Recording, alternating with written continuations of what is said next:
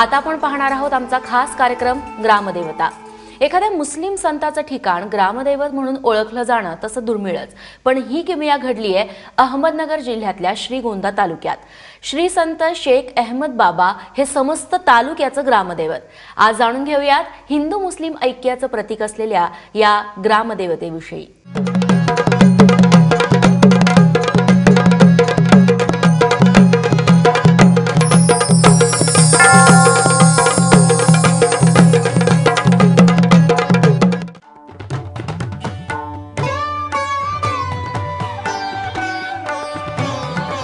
अहमदनगर जिल्ह्यातलं श्रीगोंदा हे दक्षिणेतलं प्रति पंढरपूर म्हणून ओळखलं जातं। श्री संत शेख मोहम्मद महाराज हे या गावचं ग्रामदैवत। शहराला ऐतिहासिक वारसा असून मोठमोठे वाडे, पुरातन वेस आहे।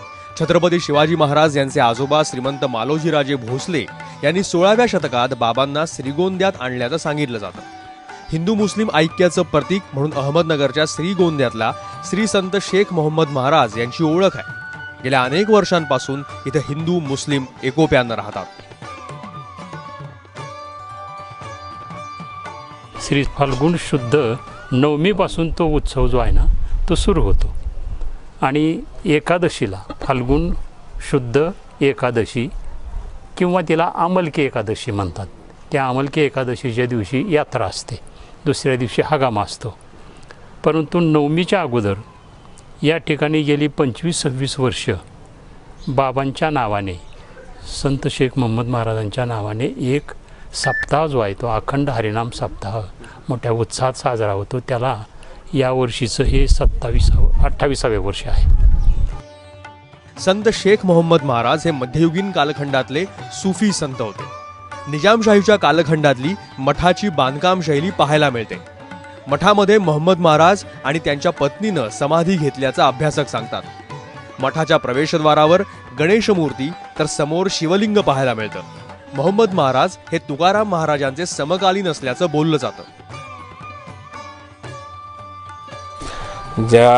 या नगरीमध्ये अनेक वास्तू अशा आहेत, वेस सुद्धा निजामकालीन शैलीमध्ये आहे। हा मठ आहे, तर या समाधी मठामध्ये जे समोर आपल्याला समाधी मंदिर दिसतंय, तर याच्या पायरीवर तुम्हाला जे गलप आहे छोटासा, तर त्या ठिकाणी पंढरपूरप्रमाणे पंढरपूरला जसं प्रवेशद्वारावर संत नामदेवांची पायरी म्हणून आपण संबोधतो त्यांची समाधी आहे, तशाच प्रकारचा शेख मोहम्मद महाराजांचा जो शिष्य वर्ग होता त्यामधील मोदोबा काका तेली यांनी आपल्या जीवनाची अखेर या संताच्या पायरीवर केलेली आहे। तसंच या समाधी मंदिराच्या पाठीमागे एक फरशी आहे, तर या फरशी खाली मोहम्मद बाबांचं समाधीला प्रवेशद्वार आहे। जसं आळंदीला ज्ञानेश्वरांचं प्रवेशद्वार आहे समाधीचं नंदीच्या मूर्तीखाली, त्याचप्रमाणे इथे साक्षात प्रवेशद्वार आहे। श्री संत महाराजांचं ग्रंथ साहित्यातही मोठं योगदान आहे। त्यांनी पवनविजय, निष्कलंक प्रबोध, योग संग्राम आणि ज्ञानसागर यासारखे मोठे ग्रंथ लिहिलेत। त्याचबरोबर गायका आणि हिंदोळा यासारखी रूपकही त्यांच्या नावावर आहेत। काही पदं, अभंगांच्या अतिशय आगळ्या वेगळ्या रचनाही त्यांनी रचल्यात। त्यांच्या योग संग्राम या ग्रंथावर ज्ञानेश्वरीचा मोठा प्रभाव असल्याचं पाहायला मिळतं। अध्यायाऐवजी त्यांनी प्रसंगांचा उल्लेख केलाय। ग्रंथामध्ये ईशस्तवन, मातृपितृवंदन, गुरुवंदन आणि फलश्रुती यांचं स्पष्टीकरण केलंय। श्री संत शेख मोहम्मद महाराज यांच्या अनेक आख्यायिका प्रसिद्ध आहेत। पहिलं म्हणजे श्री संत शेख मोहम्मद महाराज मुलाणी घराण्यातले असून वडिलांनी बकरं कापण्यास सांगितल्यावर त्यांनी स्वतःचं बोट कापल्याचं सांगितलं जातं। आलमगीर बादशहानं बाबांच्या डोक्यावर 4 माणसांचं ओझं देऊन चालवलं, मात्र हे ओझं डोक्यांपासून 1.25 हात उंचावर पाहिल्यानं बादशहानंही वंदन केल्याचं सांगितलं जातं।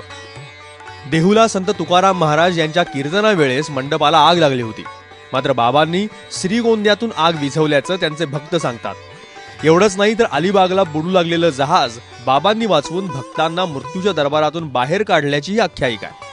बाबांची हिंदू मुस्लिम ऐकातमध्येची शिकवण आणि त्यांच्या आख्यायिकांमुळे राज्यासह देशाविदेशात त्यांचे भक्त आहेत। श्रीगोंदा हे मिनी पंढरपूर म्हणून ओळखले जाते आणि त्या भूमीत मी लहानाचा मोठा झालो मोहम्मदवाच्या आशीर्वादाने आत्तापर्यंत मला कोणतीही गोष्ट अडचणीत आली तर मोहम्मदवाच्या आठवणीने सुद्धा ती दूर झालेली आहे.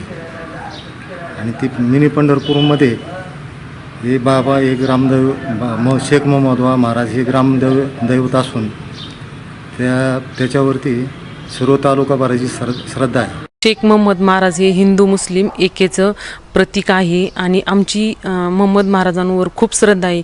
कुठल्याही शुभ कार्याची सुरुवात ही आम्ही महाराजांच्या दर्शनाने करतो, बाबांच्या आशीर्वादाने करतो. कुठलीही नवीन वाहन खरेदी केले तरी आम्ही बाबांच्या दर्शनाने दर्शनाला आणतो. शाळेचा निकाल लागला किंवा राजकीय निवडणुका असल्या तरी बाबांच्या आशीर्वादाचाच नारळ फोडला जातो. निवडणुकीची सुरुवात ही बाबांना नारळ फोडण्यापासूनच केली जाते. शेख मोहम्मद महाराज हे आमच्या संपूर्ण कुटुंबाचे श्रद्धास्थान आहे. कुठल्याही कार्याची आमच्या घरामध्ये जर सुरुवात असेल त्यावेळेस आम्ही बाबांच्या आशीर्वादानेच ती सुरुवात करतो. घरामध्ये जर कुठली नवीन वस्तू घेतली तर त्याचा सर्वप्रथम पेढा हा आमचा बाबांनाच अर्पण केलेला असतो. बाबांना जर भेटलो नाही किंवा बाबांचे जर दर्शन आठवड्यातून एकदा घेतले नाही तर मनाला असं काहीतरी गोष्ट विसरल्यासारखी वाटते. बाबांच्या दर्शनाने अगदी मन प्रसन्न आनंदी वाटतं. कुठल्याही वाईट प्रसंगामध्ये आम्ही ज्यावेळेस बाबांची आराधना करतो किंवा बाबांना नवस करतो तर आज तागायत आमचा असा अनुभव आहे की बाबा हे आमच्या प्रत्येक नवसाला पावलेलेच आहेत. श्री संत शेख मोहम्मद महाराज यांच्या पुण्यतिथीला यात्रोत्सव असतो. यात्रेपूर्वी अखंड हरिनाम सप्ताहाचं आयोजन केलं जातं. 2 दिवस यात्रोत्सव सुरू असतो. या यात्रोत्सवात हिंदू मुस्लिमांचा सक्रिय सहभाग असतो. यात्रेच्या दिवशी बाबांना स्नान घालून चंदन लेप लावला जातो. त्यानंतर संध्याकाळी वाजत गाजत छविना आणि पालखी निघते. पालखीमध्ये महाराजांच्या पादुकांची प्रतिष्ठापना करून बाबांच्या नारायण अश्वासह पालखी निघते. दुसऱ्या दिवशी जंगी कुस्त्यांचा फड रंगतो. वर्षातून 5 वेळा बाबांच्या समाधीला चंदन लेप लावला जातो. तर दर गुरुवारी मोठ्या संख्येनं भाविक दर्शनाला येतात. चंदनलेप वर्षातून 5 वेळा होतो. चंदनलेप म्हणजे त्याला आपल्या ग्रामीण भाषेमध्ये महाराजांना आंघोळ घालणं, स्नान घालणं असं म्हणतात. तर हे वर्षातून 5 वेळा. आता आपण चांद्रवर्षाप्रमाणे जर घ्यायचं म्हटलं तर गुढीपाडवा, तर गुढीपाडव्याला पहिलं चंदनलेप होतं. त्यानंतर आषाढी एकादशीला होतं. त्यानंतर विजयादशमी किंवा दसरा या दिवशी 3रं चंदन होतं. चौथं चंदन महाशिवरात्रीला होतं. आणि 5वं चंदन जे आहे ते महाराजांची पुण्यतिथी आहे. फाल्गुन शुद्ध नवमी या दिवशी ते 5वं चंदन होतं. अशा रीतीनं हिंदू आणि मुस्लिम, एका बाजूला मुस्लिम एका बाजूला हिंदू, या पद्धतीनं तो चंदनाचा लेप जो आहे तो चंदनाचा लेप चढवला जातो. श्री संत शेख मोहम्मद महाराज यांनी दिलेली अखिल मानवतेची शिकवण आजही कायम आहे. ग्रामस्थांच्या सर्व शुभारंभांचा श्री गणेशा बाबांना स्मरूनच होतो. बाबांच्या वंशजांना अजूनही सर्व धर्मियांमध्ये मानाचं स्थान आहे. त्यामुळे हिंदू मुस्लिम दोन्हीही गुड्या गोविंदांना राहतात. बाबांच्या समानतेच्या शिकवणुकीवरच त्यांचा विश्वास आहे. त्यामुळे बाबांच्या समतेच्या शिकवणुकीची गरज आजही समाजाला कायम असल्याचं पाहायला मिळतं. पांडुरंग रायकरसह ब्युरो रिपोर्ट, ABP माझा.